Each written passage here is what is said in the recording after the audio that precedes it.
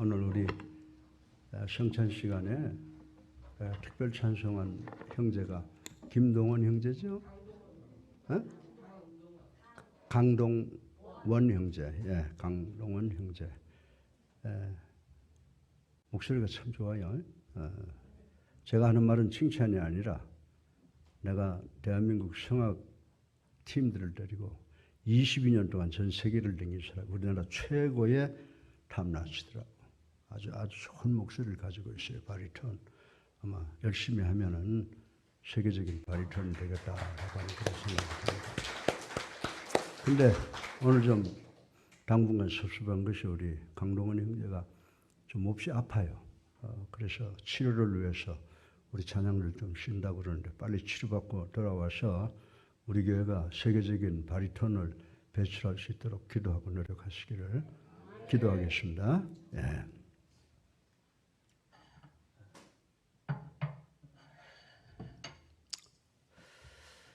지금 이 코로나19의 영향을 지금 우리 교회가 가장 못 벗어나고 있는 것 같은데 벗어나기 위해서 각자가 모두 최선을 다하시기를 주님의 이름으로 부탁을 드립니다.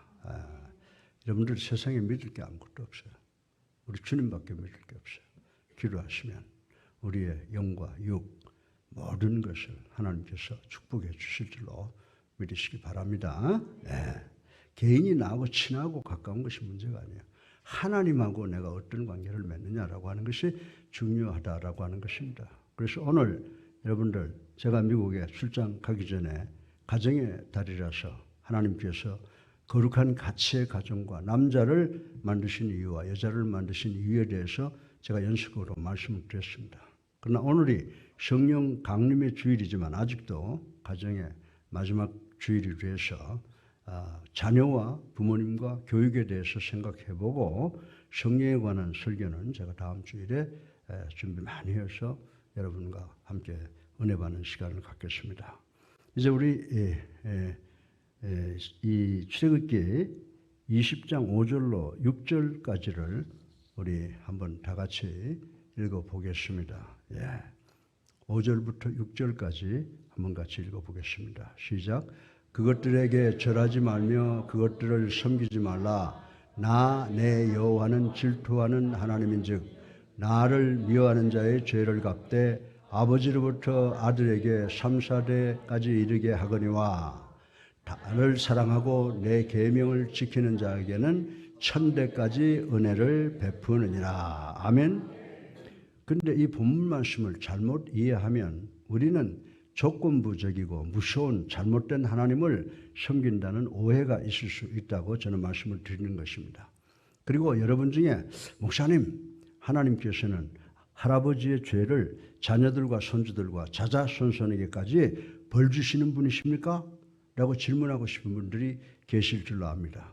사랑하는 성도 여러분, 우리 하나님은 부모가 죄를 지었다고 부모의 생명을 취해감으로 자녀들 어린 아이를 고아로 만들고 고난 속으로 밀어넣고 어린아이의 행복을 빼앗아가는 그런 비정한 분이 아니시라는 것을 우리는 알아야 됩니다. 만약에 이런 어려움과 문제와 고난과 재앙이 어느 가정에든지 온다면 그 모든 것은 하나님께서 벌 주시는 것이 아니라 우리 부모님과 가족이 자초한 행위라고 하는 사실을 우리는 깨달아야 된다라고 하는 것입니다. 왜냐하면 태초에 하나님께서 이 지상에 가정을 제일 먼저 창조하신 목적은 복 주시는 것으로 시작하셨기 때문인 줄로 믿으시기를 주님의 이름으로 축원합니다. 오늘 본문에 의하면 한 세대가 죄를 지으면 다음 세대가 그 죄의 결과를 책임지게 되어 있다고 설명을 하고 있습니다. 이 논리는 경제적으로도 사회적으로도 생리적으로도 유전적으로도 진리라고 말씀을 드릴 수가 있습니다. 더 나아가서 영적으로는 더 말할 나위가 없다고 하는 것입니다. 반대로 이 계명은 우리가 하나님께 순종하면 1000대까지 복을 주시겠다고 말씀을 하고 있습니다. 우리는 one generation을 1대를 몇 년으로 봅니까? one generation 1대를 30년으로 본다면 1000대라고 하면 3만 년이라고 계산을 할 수가 있습니다. 이 말씀의 의미는 만약 우리 자녀들이 효도한다면 3만 년, 즉 마르고 닳도록 복받는다는 것입니다. 이 현상이 바로 하나님께서 제정하신 온 인류들을 위한 법이라고 저는 말씀을 드리고 싶습니다. 따라서 오늘은 자녀들이 부모에게 효도해야 하는 것과 그 부모가 자녀들에게 존경받는 부모가 되어야 하는 이유, 그리고 올바른 자녀 교육에 대해서 생각해보고 우리 모두 은혜 받기를 주님의 이름으로 축원합니다. 오늘 설교 본론의 첫째로 우리는 honor your father and mother, 부모를 공경하라 라고 하는 계명을 생각해 보겠습니다. 우리 다 같이 출애굽기 20장 12절을 한번 읽어보겠습니다. 시작.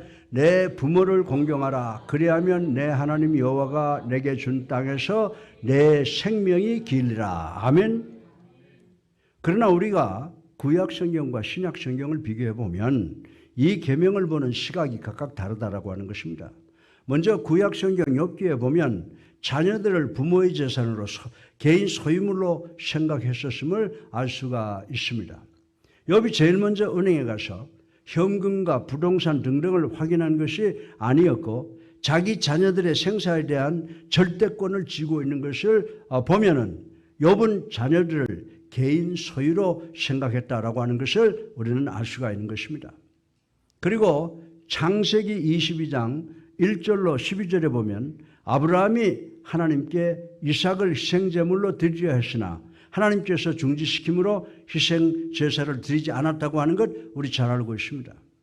그러나 아브라함이 아들을 하나님께 제물로 바치겠다고 결정하고도 아무에게도 의논하지 않은 사건을 우리는 볼 수가 있습니다.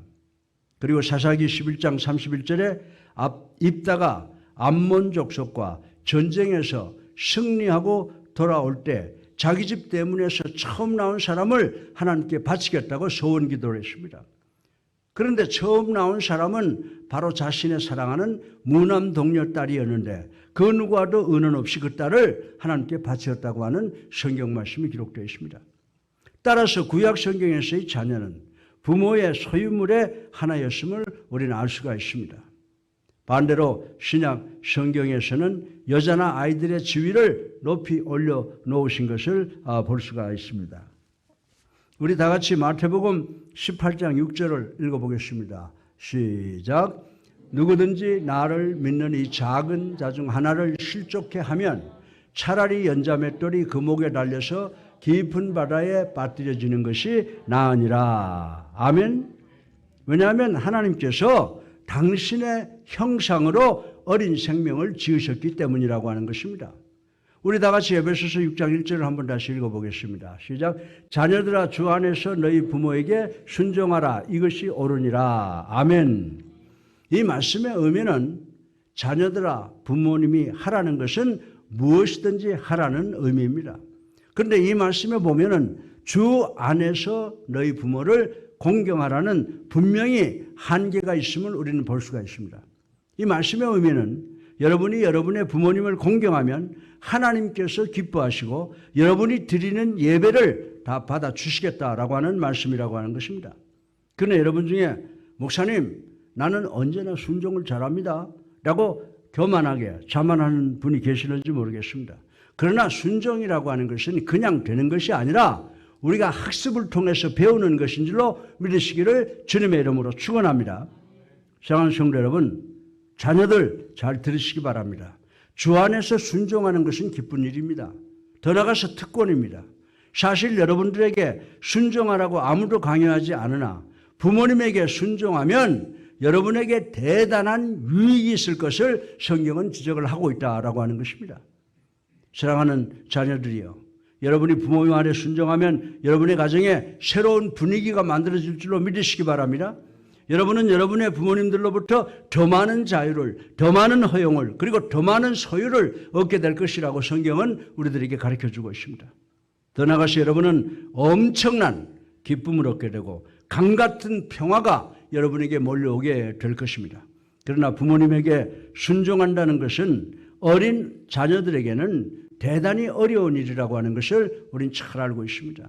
제가 옛날에 오래전에 미국에서 플로리다 대학교 교수로 임용되어 플로리다에 있는 게인스빌로 이사를 갈 때 우리 부부는 어린 성호와 해리를 차에 태우고 긴 여행을 하고 있었습니다. 그런데 성호가 뒷자리에서 일어나서 계속 창밖을 내다보고 있었습니다. 그때 제가 뒤를 돌아보면서 성호야 앉아라. 그리고 안전벨트를 착용해라. 아빠가 뒤를 볼 수가 없으니 사고가 날 수 있다라고 타일렀습니다. 그러나 성호는 싫어라고 앙탈을 부렸습니다. 드디어 제 아내가 성호를 강제로 끌어안치고 안전벨트를 매게 해주었습니다. 그 순간 우리 성호의 입이 주먹만하게 앞으로 나와 있고 속으로는 나의 겉사람은 지금 아빠의 폭력에 의해서 앉아있지만 내 속사람인 자유인은 굳건하게 서 있다 라고 하는 그런 표정을 제가 역력히 읽을 수가 있었습니다. 사랑하는 성도 여러분, 그러나 하나님께서는 누구든지 기쁨으로 순종하는 사람을 사랑한다는 것, 그리고 우리는 순종해야 된다는 것을 배워야 되는 줄로 믿으시기를 주님의 이름으로 축원합니다. 사랑하는 자녀들 여러분, 여러분의 부모님들은 여러분에게 제일 좋은 것을 주기로 원하는 분이라고 하는 것입니다. 본문은 우리 모두는 주님 부모님께 주 안에서 순종해야 된다고 권면하고 있습니다. 그리고 그 부모님의 말씀이 잘못된 것이 아닌 한 여러분이 주 안에서 부모에게 순종하라고 했으며 여러분은 순종을 통해서 여러분의 부모님에게 지혜를 배우게 된다라고 교훈을 하고 있는 말씀을 우리는 읽어볼 수가 있는 것입니다. 어떤 10대의 딸이 데이트를 나가기 전에 아버지에게 인사를 하고 나가려고 합니다. 그때 아버지는 야, 너 12시 전에는 꼭 들어와야 된다 라고 엄하게 말씀을 했습니다. 그때 10대의 딸은 아버지 저는 이제 더 이상 어린아이가 아니에요 라고 불평을 했습니다. 그 말을 들은 아버지는 그래, 그 이유 때문에 나는 내가 12시 전에는 꼭 들어와야 된다고 생각한다 라고 하는 말씀을 했다고 하는 것입니다. 사랑하는 성도 여러분, 순종은 어린 자녀들이 아버지 어머니에게 정직하게 대하는 것인데 아이들이 속이는 가정에서 성장하고 만약에 이런 두 남녀가 결혼을 하게 되면 어떤 현상이 일어나게 될 것이라고 여러분들 생각하십니까? 이런 사람이 결혼을 하면 이들에 의해서 아버지 어머니를 속이려는 아이들이 또다시 태어나게 될 것이라고 생각할 수가 있는 것입니다. 그리고 또 이런 사람들이 결혼을 하면 가정과 세상에 고통을 만들어내게 되고 그리고 매사에 있어서 불행한 현상이 일어나게 될 것이라고 생각할 수가 있는 것입니다. 한 번도 순종해보지 못한 두 사람이 가정을 이룬다면 이들은 매사에야 무엇이든지 하자라고 하는 말만 하게 될 것입니다. 여러분들 세계 3차 대전이 바로 이런 환경에서 만들어진다는 것을 우리는 생각을 해야 된다고 하는 것입니다. 따라서 사랑하는 자녀들 여러분, 여러분의 부모님에게 기쁨으로 순종하시는 여러분 되시기를 주님의 이름으로 축원합니다. 창조적으로 순종하시기를 주님의 이름으로 축원합니다. 기쁨과 감동으로 여러분의 부모님에게 순종하심으로 여러분은 장수하시고 풍요한 축복의 삶을 준비하시는 우리 예수사랑교회 자녀들 되시기를 주님의 이름으로 축원합니다. 우리 다 같이 출애굽기 20장 12절을 다시 한번 읽어보겠습니다. 시작. 내 부모를 공경하라. 그리하면 내 하나님 여호와가 내게 준 땅에서 내 생명이 길리라. 아멘. 이 말씀에 보면 공경하라는 말씀의 의미는 대단히 귀한 단어인데 그 의미는 무게, 웨이트가 있다는 것입니다. 여러분 중에 저분은 헤비급이야 라는 말을 듣는 경우가 있을 것입니다. 이런 표현은 그 사람의 배가 남산만하게 나와서 체중이 많이 나간다는 말이 아닙니다. 그 사람은 대단히 존경스럽고 훌륭하고 권위 있는 분이라고 하는 말씀이라고 하는 것을 우리 모두는 알아야 된다고 하는 것입니다. 그리고 에베소서 6장 1절에서 내 부모를 순종하라 라고 하는 말씀은 여러분의 부모를 중요하게 생각하라는 것입니다. 여러분의 부모님에게 무게를 두라, 권위를 두라는 말씀이라고 생각할 수가 있습니다. 다시 말해서 우리는 우리 부모님의 권위를 인정해 드려야 합니다. 공경해야 합니다. 여러분 중에 왜 우리가 부모님을 공경해야 됩니까? 라고 반론을 제기하고 싶은 분들이 계십니까? 왜냐하면 우리 부모님은 우리에게 생명을 주신 분들이기 때문인 줄로 믿으시기 바랍니다. 믿으시기 바랍니다. 그리고 부모님이 여러분을 키우기 위해서 베푼 은혜 때문이라고 저는 말씀을 드리고 싶은 것입니다. 우리 모두는 아들과 딸입니다. 이 세상에서 여러분을 위해서 부모님만큼 여러분에게 투자한 사람 있으면 한번 나와보라고 그러세요. 아무도 없습니다. 여러분 중에 목사님 우리 부모님 나에게 한 것이 별로 없는데요? 라고 반론을 제기하고 싶은 분들이 계시는지 모르겠습니다. 제가 미국에서 공부할 때 미국 사회학 논문지에 보니까 한 아기가 태어나서 18세까지 들어간 비용을 산출을 했는데 얼마인 줄 아세요? 3억 9천만 원에서 6억 5천만 원 정도 들어간다고 하는 통계를 본 적이 있습니다. 얼마나 많은 투자입니까? 그리고 자녀들이 아기일 때 기저귀를 갈아주는 횟수가 적어도 하루에 20번 정도가 된다는 것입니다. 따라서 0세부터 3세까지 기저귀를 갈아준다고 하면 몇 번이에요? 21,900번을 갈아주었다라고 하는 것입니다. 여러분 중에 기저귀를 하루에 20번 갈아준다는 것은 좀 과장된 듯 생각이 듭니다 라고 생각하시는 분들이 계실 것입니다. 그러나 여러분들이 훌륭한 부모님이라고 하면 기저귀를 아마 20번 이상을 갈아줄 것입니다. 만약에 부모님이 자기 아기를 위해서 기저귀를 하루에 2-3번 갈아주는 것이 고작이라면 자녀들의 사타구니가 다 짓물러 버릴 것이라고 저는 생각을 합니다. 제가 여러분에게 말씀드리는 것은 여러분의 부모님들이 여러분을 위해서 시장을 가고 학교를 가고 병원을 가고 기도하는 횟수를 한번 생각해 보라는 것입니다. 이 얼마나 큰 투자입니까? 제 부모님이 저를 만드셨습니다. 여러분의 부모님들이 여러분을 만드셨습니다. 10대 그리고 젊은이들 잘 들으시기 바랍니다. 여러분의 부모님들이 여러분을 만들어가고 있습니다. 따라서 부모님들은 귀한 분이고 여러분의 공경을 받아야 효도를 받아 마땅한 분들이라고 하는 것을 인식하는 이 시간 되시기를 주님의 이름으로 축원합니다. 여러분의 부모님께 순종하셔서 하나님께서 주시는 장수와 풍요의 복을 누리시는 우리 모두가 되시기를 주님의 이름으로 축원합니다. 두 번째로 부모님들은 자녀들에게 respected parents, 존경을 받을 수 있는 존재가 되어야 한다는 교훈을 생각을 해보겠습니다. 우리 다 같이 에베소서 6장 4절을 다시 한번 읽어보겠습니다. 시작. 또 아비들아 너희 자녀를 노엽게 하지 말고 오직 주의 교훈과 훈계로 양육하라. 아멘. 이 말씀은 대단히 중요한 의미를 주고 있습니다. 세속적인 아버지와 경건한 아버지와는 엄청난 차이가 있다는 것입니다. 저는 세 부류의 아버지를 봅니다. dogmatic father, 독단적인 아버지가 있습니다. 나는 이 집의 머리다. 나는 너희들의 보스다. 오늘 너희들은 반드시 내 명령에 복종해야 된다라고 하는 독재형 아버지가 있다고 하는 것입니다. 그리고 sympathetic father, 동의적인 아버지가 있습니다. 우리 주변에 동의적인 아버지가 상당히 많습니다. 동의적인 아버지는 내 엄마가 좋다고 그러면 나도 좋다. 나도 동의한다 라고 하는 것입니다. 또한 가장 문제가 있는 아버지가 매사에 내 엄마에게 물어보아라 라고 하는 passive fathers, 소극적인 아버지들이라고 성경이 지적을 하고 있습니다. 여러분들에게 정직하게 말씀드립니다. 독단적 아버지와 동의적 아버지와 소극적 아버지는 현대 가정의 가장 큰 골칫덩어리라고 하는 것을 우리는 알아야 된다라고 하는 것입니다. 에베소서 5장에 보면요, 우리 아버지들은 영적 지도자가 되어야 하고 사랑을 주는 자가 되어야 한다고 기록을 해놓고 있습니다.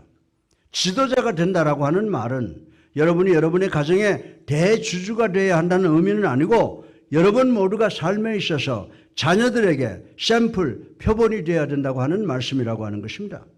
따라서 동의적인 아버지들은 여러분이 가정에서 엄마가 좋다고 하면 나도 좋다라고 하는 것보다 더 많은 책임이 있다는 것을 인식해야 되는 줄로 믿으시기를 주님의 이름으로 축원합니다. 소극적인 아버지들은 분연히 일어나서 내 어머니에게 물어보아라 라고 하지 않고 나는 표본을 세우겠다. 나는 약속을 하겠다. 나는 내 자녀들을 위해서 올바른 가정을 세우겠다. 나는 가정이 나를 필요로 할 때 늘 함께 있을 것이고 늘 경건한 결정을 내리겠다라고 결단해야 되는 줄로 믿으시기를 주님의 이름으로 축원합니다. 독단적인 아버지에게 말씀드립니다.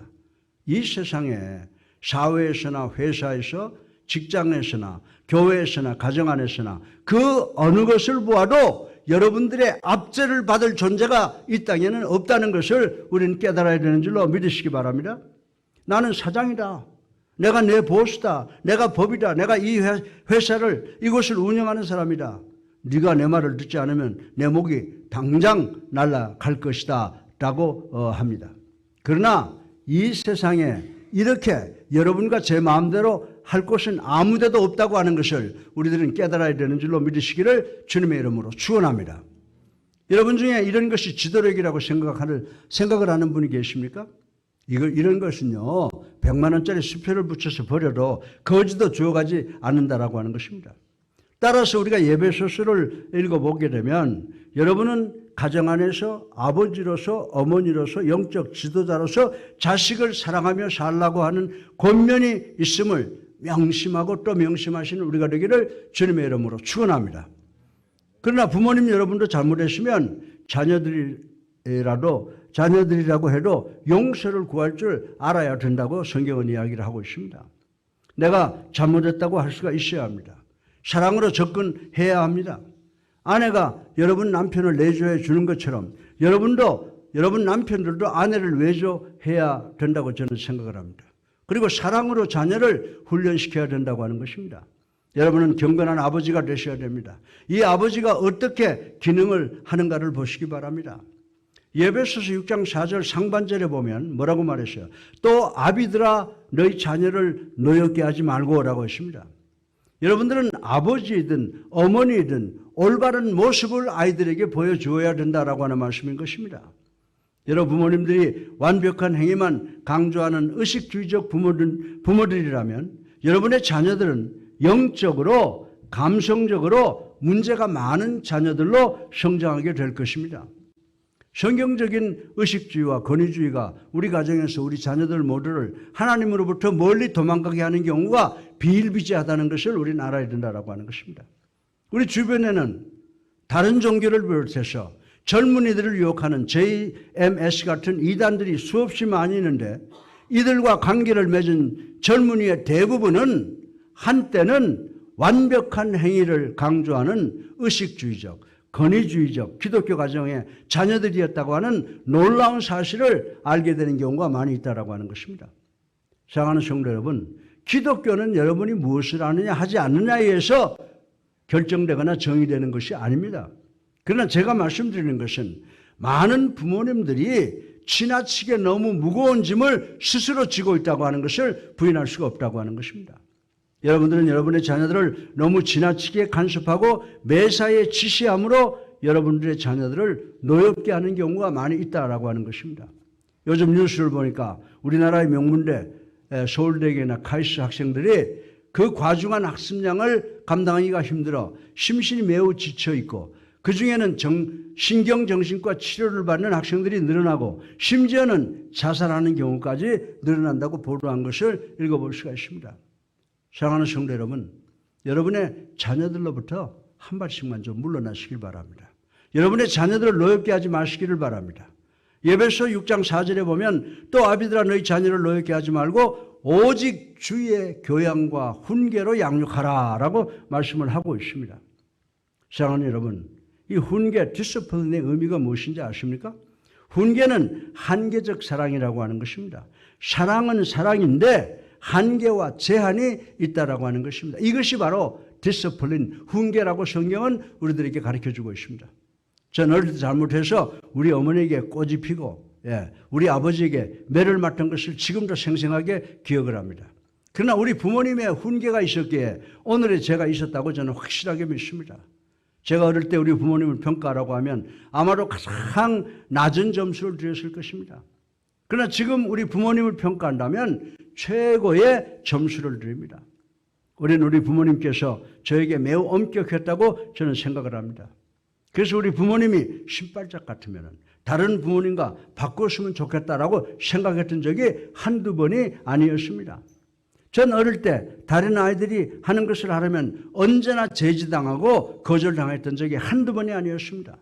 우리 집안은 언제나 다른 아이들의 집과는 완전히 다른 집이었다고 하는 것입니다. 제가 어릴 때 우리 부모님께로부터 받은 교훈이 있습니다. 첫째로 내 부모님은 아주 가난하셨습니다. 그러나 서로 속이는 것이나 거짓이 없었습니다. 우리 부모님은 진실하고 의로움이 있었습니다. 이것은 대단히 중요합니다. 다음으로 우리 부모님은 이기적인 분이 아니셨습니다. 우리 아버님과 어머님은 대단히 가난하시면서도 콩 하나라도 이웃과 나누시는 희생적인 분이시고 또 성실하고 진실하신 분이셨습니다. 그리고 늦게나마 그리스도인이 되셨고 나중에 장로님과 권사님이 되셨습니다. 또한 많은 목회자와 성도들에게 존경과 사랑을 받으셨습니다. 이런 요인들은 자녀들에게 물려줄 대단히 귀한 유산이라고 저는 믿습니다. 여러분의 자녀들은 10대까지는 여러분이 요구하는 것을 순순히 듣습니다. 그런 후에 여러분이 하는 것을 모두 따라 할 것입니다. 요즘의 문제의 아이들의 행동은 자신들이 어렸을 때 보던 부모의 행동을 배워서 그대로 하는 것이라고 하는 사실을 우리는 부인할 수가 없습니다. 제가 10대 청소년들에게 한 가지 질문을 한 적이 있습니다. 저는 10대 청소년들에게 너희들의 가정에서 제일 중요한 게 뭐냐라고 물었던 적이 있습니다. 어떤 아이는 우리 아버지의 직업입니다. 우리 아버지는 돈을 많이 벌어오시거든요 라고 했습니다.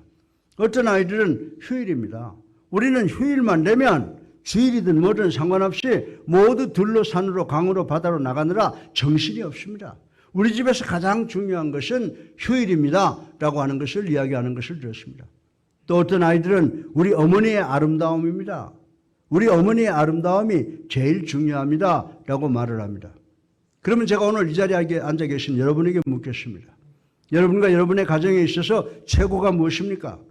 우리는 하나님입니다. 우리는 그리스도이십니다. 우리는 교회입니다 라고 하시겠죠? 아멘.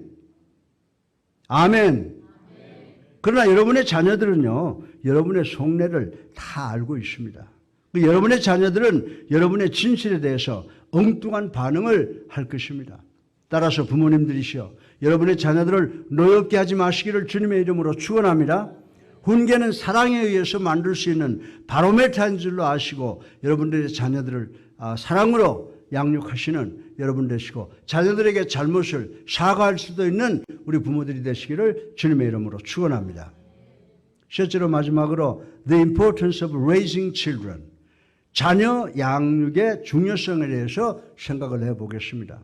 우리 다 같이 에베소 6장 4절을 다시 한번 읽어보겠습니다. 시작. 또 아비들아 너희 자녀를 노엽게 하지 말고 오직 주의 교훈과 훈계로 양육하라. 아멘. 저는 어느 아이에게 야 너희 어머니에 대해서 가장 기억나는 것이 무엇이냐라고 물어보았던 적이 있습니다. 그때 이 아이는 우리 어머니의 빨간 립스틱을 부른 커다란 입이 생각납니다 라고 하는 이야기를 들은 적이 있습니다.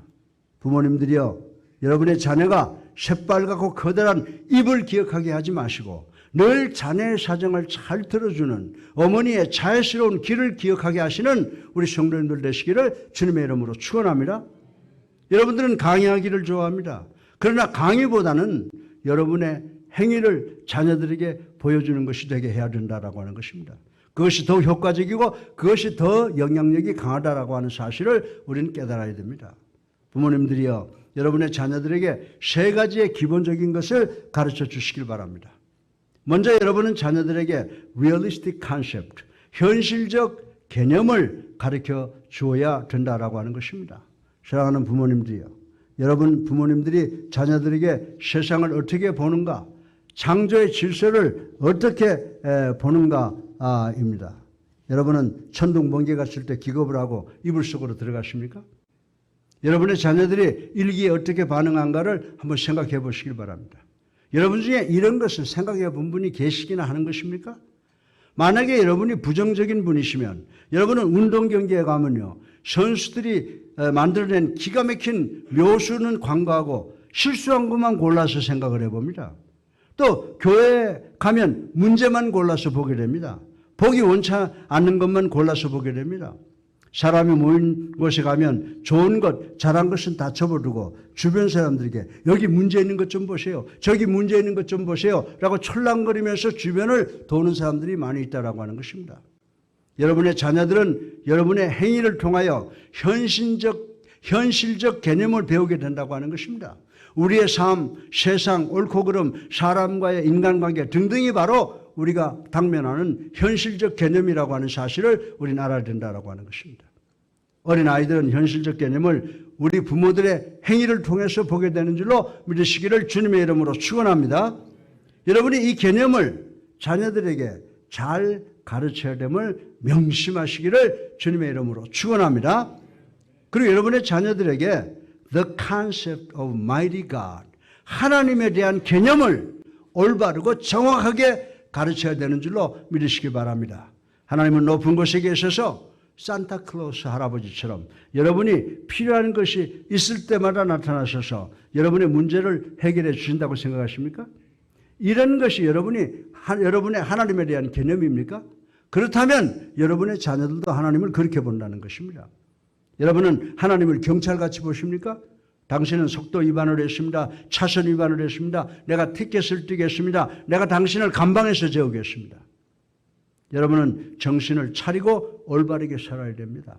하나님께서 오셔서 벌을 주시게 될 것입니다라고 협박하는 말씀을 많이 하십니까? 이런 것이 여러분이 하나님에 대한 개념입니까? 그러면 여러분의 자녀들도 하나님을 이렇게 보게 된다라고 하는 것입니다. 대단히 많은 부모님들이 아이들을 훈계할 때 하나님께서 내가 하는 짓을 보시면 기뻐하지 않으실 거야. 하나님께서 너 때문에 내가 분노하듯이 분노하실 거야 라고 합니다. 그러나 여러분이 하나님은 좋으신 분이시라고 가르치면서 하나님은 은혜로운 분이시라고 가르치면 그리고 괜찮아. 하나님께서는 너의 잘못을 다 용서하실 것이야.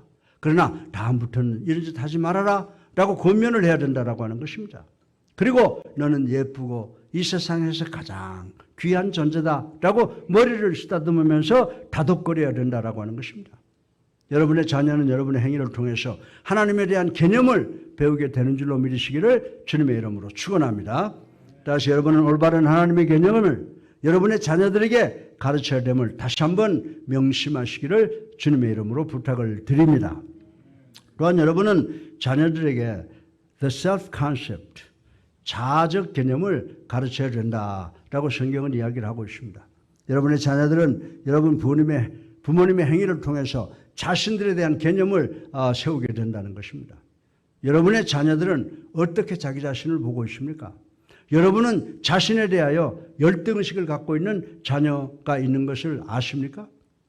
그러면 학교를 나무라거나 친구를 비판하거나 이웃을 나무라거나 그리고 가족을 원망하지 마시길 바랍니다. 자신들의 이미지는 자기가 보고 들은 것을 통해서 스스로 배우게 된다는 것을 우리 모두는 깨달아야 됩니다.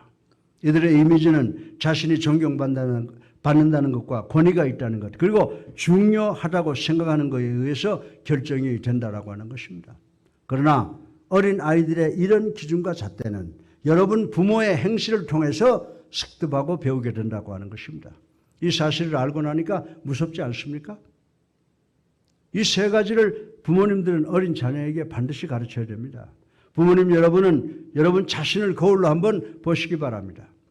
여러분 어린 자녀들은 여러분 부모를 통해서 자신에 대한 개념을 배우게 되는데 그것이 바로 자기들의 가치가 되고 저들의 인격이 되고 저들의 긍지가 된다는 사실을 우리는 깨달아야 된다라고 하는 것입니다.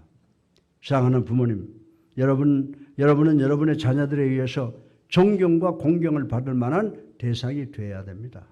만약에 여러분이 여러분의 자녀들에게 공경을 받지 못하면 성경이 가르친 대로 여러분은 여러분의 자녀들을 사랑하고 가꾸는데 그리고 양육하는데 실패한 사람들이라고 하는 것을 인식해야 됩니다.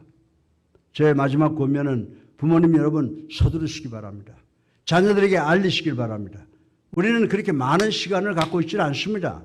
여러분은 여러분이 만드신 실수라고 하는 거울 앞에 멍청하게 서 있지만 마시고 여러분의 실수를 고치기 위해서 거울 앞에서 신속히 움직이시고 최선을 다하시는 여러분 되시기를 주님의 이름으로 축원합니다. 그리고 여러분들 한 가지 결단하세요. 나는 성경과 목사님의 가르침과 논쟁하지 않겠습니다. 난 하나님께서 지시하는 대로 움직이겠습니다. 라고 결단하셔서 좋은 자녀를 양육하시는 공경받을 만한 우리 부모님들 되시기를 주님의 이름으로 축원합니다. 결론입니다. 여러분 중에 어떤 분은 나는 부모님과 따로 살고 있습니다. 라고 하고 싶은 분이 계십니까? 그러면 부모님을 자주 방문하시기 바랍니다. 그것은 여러분의 특권입니다. 사랑하는 자녀 여러분, 이 말씀은 여러분에게도 분명히 적용이 됩니다. 왜냐하면 현재 여러분이 분가를 했거나 부모가 되어 있다고 해도 여러분은 부모님을 공경해야 되는 자녀이기 때문이라고 하는 것입니다. 반대로 여러분 중에 얼마나 많은 분이 부모님과 함께 사시는지 모르겠습니다. 만약에 여러분이 부모님과 함께 있다면 그것은 큰 축복인 줄로 믿으시기를 주님의 이름으로 축원합니다. 사랑하는 성도 여러분, 삶의 사이클이 바뀌게 됩니다. 어린 자녀들은 부모에게 전적으로 의존합니다. 반면에 부모님들이 나이가 들게 되면 우리 자녀들에게 의존하게 됩니다. 이것이 바로 삶의 사이클이라고 하는 것입니다. 따라서 여러분의 부모님도 여러분의 관심과 손길이 필요하다는 것을 기억하시고, 여러분이 무엇을 하든지 여러분의 부모를 포함시키고 여러분의 활동에 부모님이 포함되어 있다는 것을 알려드리시기 바랍니다. 그리고 여러분이 휴가나 시간이 있는 대로 부모님들과 함께 있기를 원한다는 것을 알려드리시기를 주님의 이름으로 축원합니다. 그리고 부모님이 만약 살아계시면 사랑으로 대화하시기를 주님의 이름으로 축원합니다. 여러분은 전화를 걸든지 편지를 쓰시기 바랍니다. 여러분을 작은 선물이라도 보내시길 바랍니다. 오늘 삶의 중심부에서 벗어나 계신 여러분 부모님에게 그런 작은 것들은 특별히 자식들이 보내주는 것에 대해서는 대단한 의미가 있다는 것을 인식하시는 우리 모두가 되시기를 주님의 이름으로 축원합니다. 이 자리에 있는 여러분 모두는 언젠가는 가장 중요한 2통의 전화를 받게 될 것입니다. 저도 이미 2통화를 받았습니다. 한 통화는 우리 아버지께서 소천하실 때이고 또 하나는 우리 어머니께서 소천하실 때였습니다. 여러분이 그동안 부모님과 사랑으로 대화하셨다면 여러분은 이 전화를 받고도 하나님 저는 그동안 옳은 일을 해왔습니다. 감사합니다 라고 할 것입니다. 그러나 여러분이 부모님과 아무리 사랑의 대화를 많이 했다고 해도 절대로 만족하지 못합니다. 여러분이 만족할 만하게 했다고 생각할 수 있는 여러분 모두가 되시기를 주님의 이름으로 축원합니다. 자녀들이여 여러분의 부모를 공경하시기 바랍니다. 시간이 무한정 있지 않습니다. 반대로 부모님들이여 공경받을 만한 부모님들이 되시길 바랍니다. 인생이 얼마나 빠르게 지나가는지 아십니까? 인생이 얼마나 빠르게 지나가는가를 제가 간단하게 말씀을 드리겠습니다. 내 기억 속에 어린 딸 해리의 모습이 생각이 납니다. 우리가 여행할 때 어린 해리가 기저귀를 차고 뒷자리에 앉아서 젖병을 물고 칭얼거릴 때가 바로 엊그제일 같습니다. 조금 후에 우리 해리가 초등학교에 가서 아빠 우리 학교 선생님이 너무너무 좋아. 나 선생님 집에 가서 하루 자고 오면 안 돼? 라고 합니다. 그리고 중고등학교에 가서 아빠 나도 아빠처럼 배구 선수가 되고 싶어 해도 되지? 아빠 라고 합니다. 그런 후에 의과대학에 들어간 내 딸 해리가 아빠 나 합창반에 들어가도 되지 아빠 라고 합니다. 그리고 새벽에 나가서 밤늦게 귀가하므로 콧배기를 볼 수 없을 정도로 바쁘게 생활하면서 의과대학을 졸업을 했습니다. 내가 시간이 흘렀다고 하는 것을 알기 전에 내 딸이 성장했다는 것을 안 것이 엊그제 같은데 내 딸 혜리가 아빠 집 앞에 청년이 있어. 그 이름은 신대연이래. 대연이가 나와 결혼하기를 원해. 그래서 나는 예스라고 했어. 아빠 눈에 뭐가 들어갔어? 눈물이 흘렀어? 아빠 나는 대연이를 사랑해 라고 합니다. 제 딸 혜리는 어느새 어린 시절과 사춘기를 보내고 성장해서 젊은 여자가 되고 한 남자의 아내가 되었습니다. 그리고 내 딸에게 10년 만에 하나님께서 외손녀 재원이가 태어나게 했습니다. 그 아이가 14살이 돼서 금년에 우리 결혼 56주년에 할아버지 할머니 결혼 56주년 축하해요. 할아버지 할머니 건강하세요. 오래오래 사세요라고 합니다. 그래서 제가 재원아 결혼 56주년의 의미를 아니라고 물었더니 저 몰라요? 라고 합니다. 사랑하는 자녀 여러분, 항상 부모를 공경하시는 분들이 되시기를 주님의 이름으로 축원합니다. 부모님들은 공경받을 만한 분들이 되시기를, 그리고 자녀 교육을 잘 시키시고 아름답고 복된 가정을 만드시어서 하나님께 영광 돌리는 가정을 이루어 가시는 부모님들 되시기를 주님의 이름으로 축원합니다. 제가 여기에 계시는 여러분과 만난 것이 제가 37살 때입니다. 어느새 제가 한국 나이로 80세가 되었습니다. 여러분 사랑합니다. 살아계셔서 우리의 삶을 주관하시는 만복의 근원이 되신 아버지, 찬양과 영광과 존귀를 올리고 회개하고 감사합니다. 아버지 우리 사랑